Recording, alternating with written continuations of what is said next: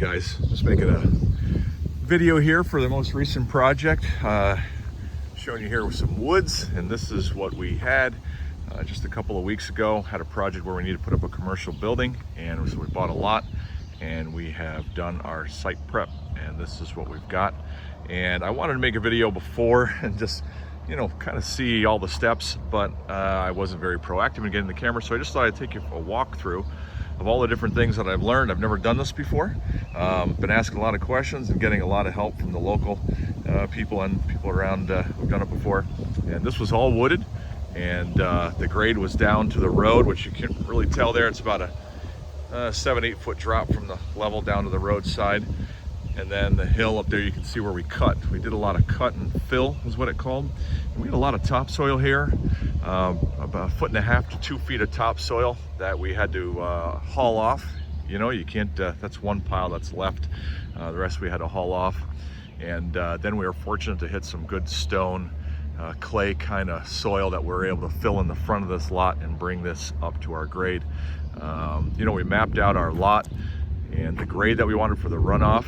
I ended up putting a swale all the way from behind that goes down to that low corner, and then down here, and then we have a pipe underneath. This is our little truck runway for trucks to pull, and that goes out. It's just natural runoff. There's no creek or stream or anything like that we had to divert. And things that I learned is, like, we're in Northeast Pennsylvania.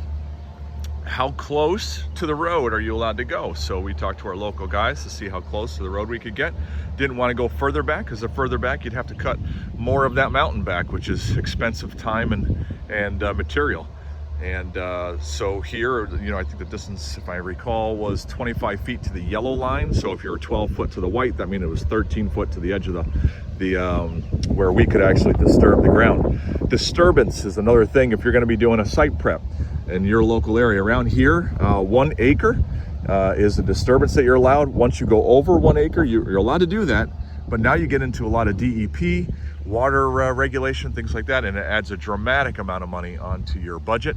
So if you can keep yourself under 1 acre, that's the target number of total disturbance. And it's funny because depending on who you're talking to, they all have different answers on what disturbance is. According to the local authority that we talk to, it's anything that has been dirt that's been put on other ground. So like that pile of dirt right there would be counted as disturbance, even though the ground underneath it was never dug up.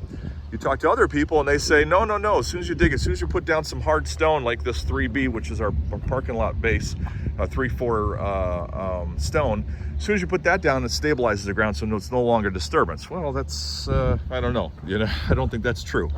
So you see here a cutout. We're going to be putting a dock in here, slope the dock slightly back to there. Building front will be right here, and different things. Another thing that I learned, trying to get our septic put in. So around here, we don't have public sewer, so we have to put a sand mountain septic system over there, which we had a guy out to come and do our perk test for us, do a septic design. And then, you know, we're paying our guys with big dump trucks to haul all that topsoil out.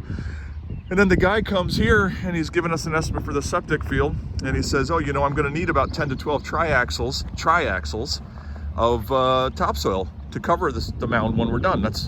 And I'm like, oh crap. Yeah, we just hauled it all away, so now we got to buy it to bring it back in. We have that one pile I showed you that we'll be able to use, and that's an oversight on my part, not knowing, you know, something that I've learned through this. And if I ever have to do it again, that won't happen again. So, but you can kind of see this lot. It really came out good, you know, and that's the swale back there. You can start to see it. That'll take the water runoff all the way around the building. We didn't want to go down this side here, sorry to make you dizzy, because this is where our driveway is. So see that? Had PP&L out. They staked where they're going to put poles to run wires. We're doing overhead because underground is a lot more expensive. Had to bore concrete with conduit. Could get pricey. We did have to do a trench and run a conduit. You can see it goes right there and goes out to the road.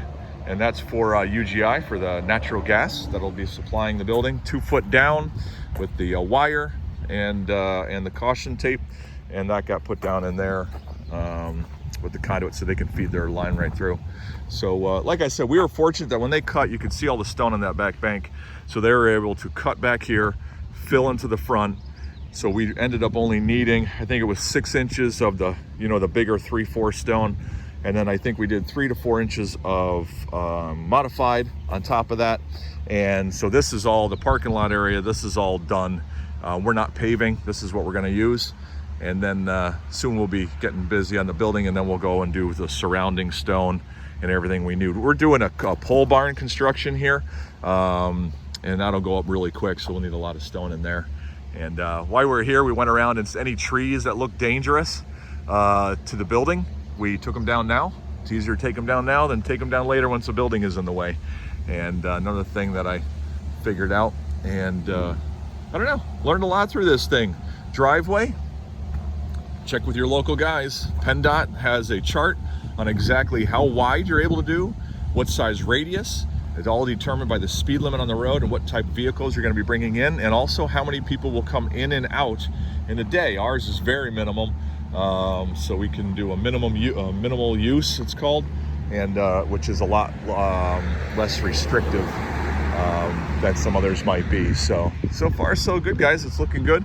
I'll make some more videos of the building going up so you can see how that is working, and hope you learned something from this. So if you have any questions, just let me know, because really I could be forgetting something that I've learned along this process here. And if you just give me a shout out, I'll try to answer it the best that I can. So hope you guys are having a great day. Thanks.